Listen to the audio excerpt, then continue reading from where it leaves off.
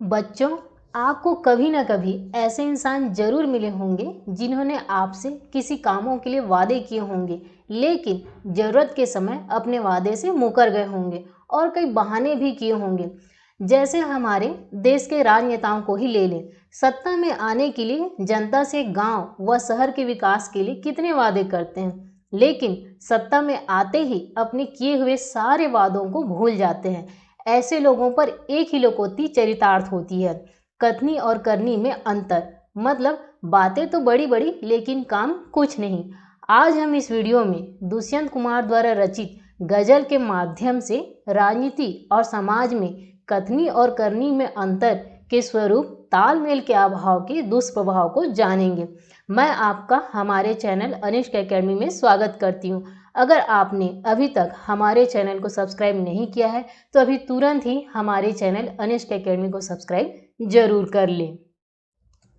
अब हम चलते हैं अपने पाठ में। गजल, इसमें कोई शीर्षक देने की जरूरत नहीं होती, इसलिए यहाँ पे कोई शीर्षक नहीं दिया गया है। अब हम जानते हैं कि गजल है क्या। गजल एक ऐसी विधा है जिसमें सभी शेर अपने आप में मुकम्मल एवं स्वतंत्र होते हैं, इसलिए इसको किसी क्रम व्यवस्था में पढ़ने की जरूरत नहीं होती। इसमें दो चीजें होती है, जैसे जो इन शेरों को आपस में गूंथ कर एक रचना की शक्ल दे देती है। पहला होता है तुक का निवाह और दूसरा होता है अंतर वस्तु के स्तर पर मिजाज का निर्वाह। अब हम देखते हैं सबसे पहला गजल कि इसमें क्या कहा है कवि ने। यह है, कहाँ तो तय था चिरागा हर एक घर के लिए, कहाँ चिराग मयस्सर नहीं शहर के लिए। अब इसमें देखिए तय का मतलब होता है निश्चित। चिरागा, यहाँ पे चिरागा बहुवचन में दिया हुआ है, इसका एक वचन होता है चिराग, जैसे यहाँ पे आप देख रहे हैं दूसरी लाइन में। तो चिराग का मतलब होता है दीपक, लेकिन यहाँ चिरागा का मतलब है कि घर घर के लिए दीपक या घर घर के लिए रोशनी। हर एक का मतलब होता है प्रत्येक। यहाँ पे मयस्सर का मतलब होता है उपलब्ध। अब शहर का मतलब तो आप जानते हैं, शहर या नगर, और ये घर।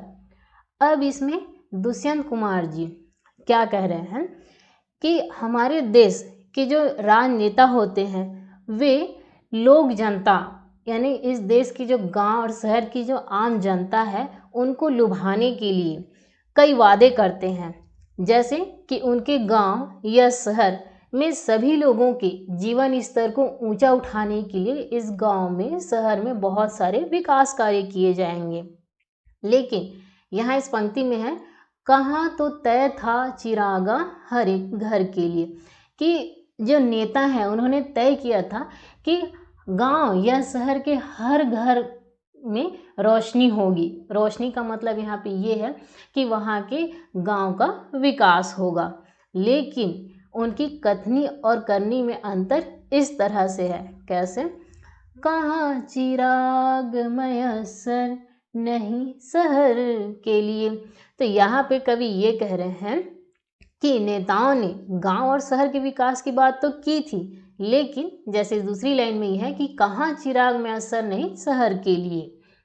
मतलब कि रही गांव के विकास की बात तो दूर, यहाँ पे शहर का विकास भी नहीं हो पाया है कि गांव के लोग तो अपने गांव के विकास के लिए तरस ही रहे हैं, लेकिन शहर भी विकास के लिए तरस रहे हैं, जिसके कारण सभी जगह पे बदहाली छाई हुई है और गांव और शहर दोनों जगह के लोग उनका विकास नहीं हो पा रहा है, जिससे उनका जो स्तर है, विकास का स्तर है, अभी भी नीचा ही है।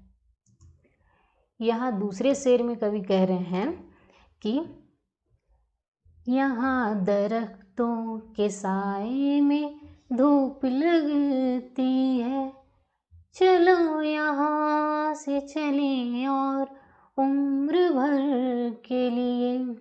अब यहाँ पे देखिए, दरख्त का मतलब होता है पेड़ या वृक्ष। साए का मतलब होता है छाया, यानी अपना प्रतिबिंब। और धूप का मतलब तो आप जानते ही हैं, ताप। यहाँ पे देखिए, पहले शेर में हमने ये देखा था कि गांव और शहर में विकास न होने के कारण वहाँ की आम जनता है वो निराश है।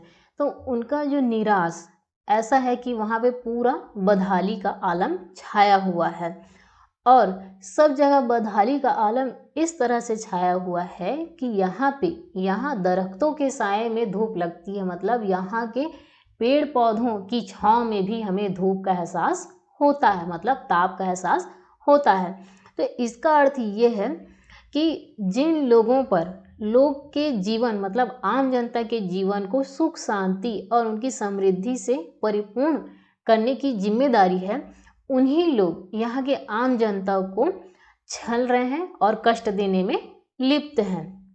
इसीलिए चलो यहाँ से चलें और उम्र भर के लिए।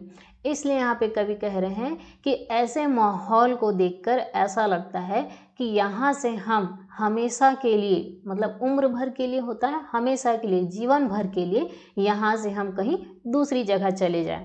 तो इस शेर में कवि ऐसा इसलिए कह रहा है क्योंकि जो राजनेता हैं वो अपने स्वार्थ के वशीभूत होकर जनता को लोक कल्याण के वादे तो कर देते हैं, लेकिन जनता के लोक कल्याण की आशा करना इन लोगों से, जो राजनेताओं हैं, जो स्वार्थी लोग हैं, इन लोगों से आशा करना मतलब अपने समय को मात्र नष्ट करना ही है।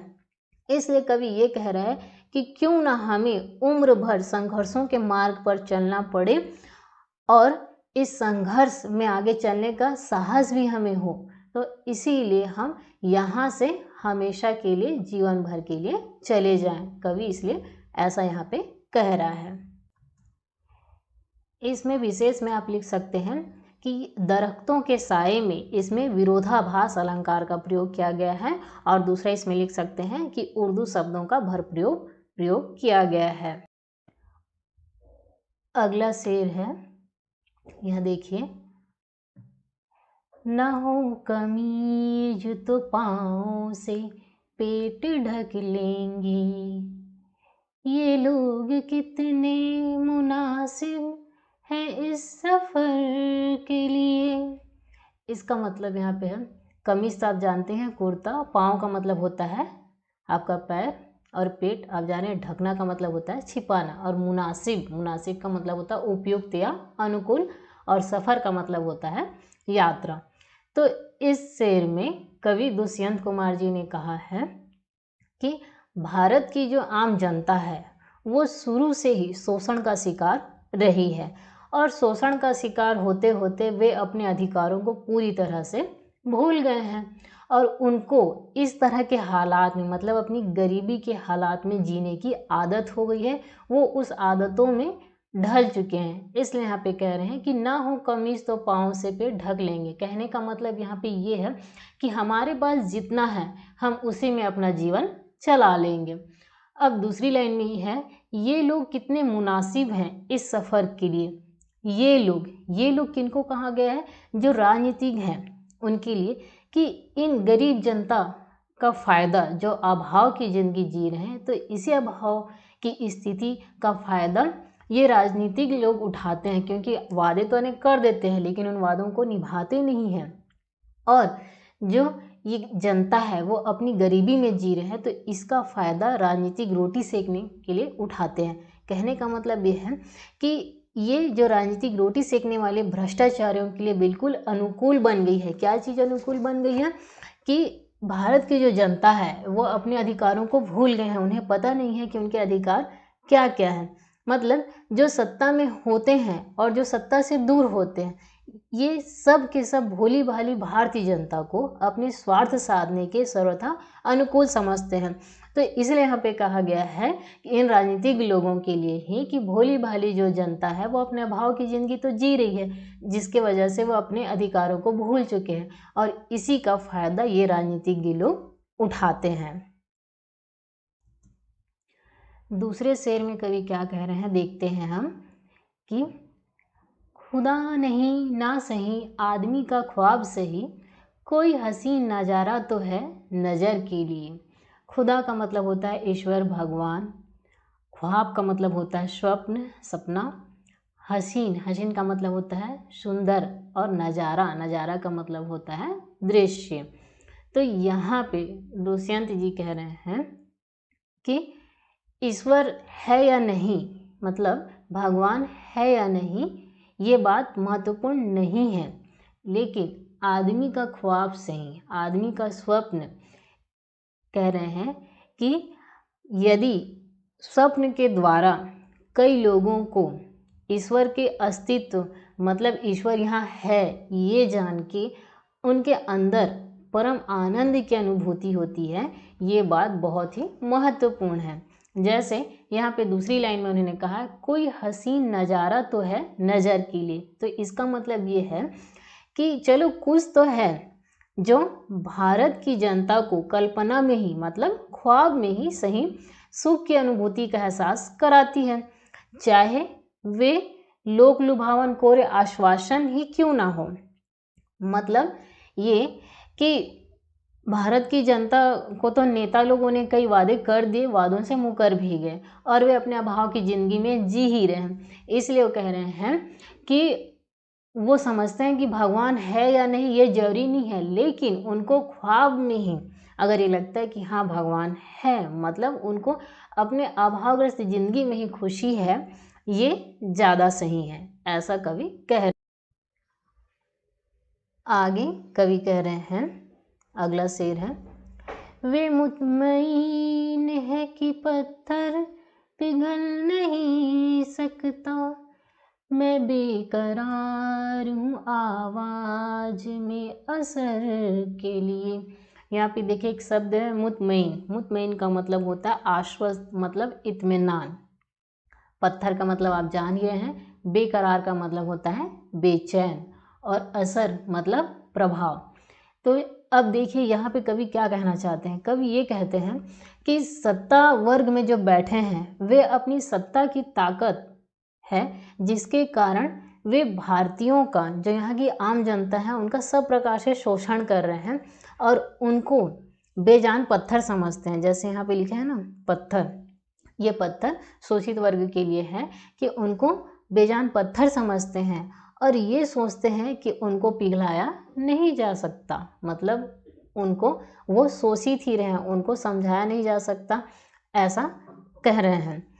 लेकिन यहाँ पे कवि क्या कहते हैं, मैं बेकरार हूँ आवाज़ में असर के लिए। लेकिन कवि ये कह रहे हैं कि मुझे उनकी सोच को बदलने की बेचैनी है ना, बेकरार हूँ मैं अपनी आवाज़ में असर के लिए, कि मैं अपनी आवाज़ को और अधिक प्रभावी बना लूँ, ताकि मैं लोग उनके शोषण का एकजुट जो हो चुके हैं, शोषित हो चुके हैं, तो मैं उनके शोषण का एकजुट होकर विरोध कर सकें वो सब, ऐसा मैं अपनी आवाज़ दे सकूं।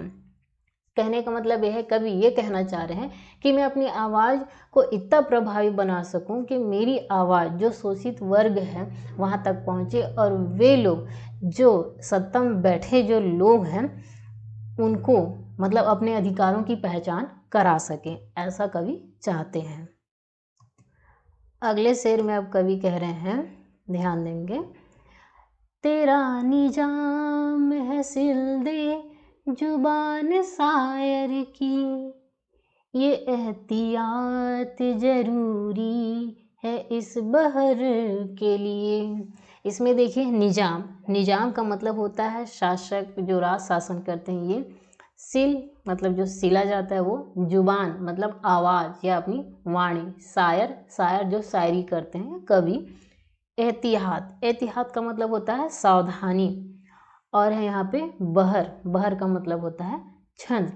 अब यहाँ पे कवि दुष्यंत कुमार जी कह रहे हैं, और किसको कह रहे हैं, ये सत्ता पक्ष की ओर संकेत करते हुए कह रहे हैं, जो सत्तासीन शासक वर्ग है उनके ओर संकेत करते हुए कहते हैं कि तुम शासक हो और तुम्हारा शासन है, लेकिन तुम एक कवि की जुबान आसानी से बंद कर सकते हो, इसीलिए मेरे प्रत्येक छंद के लिए ये सावधानी आवश्यक है, तभी मैं शोषित जनता तक अपनी आवाज़ पहुंचा सकता हूं।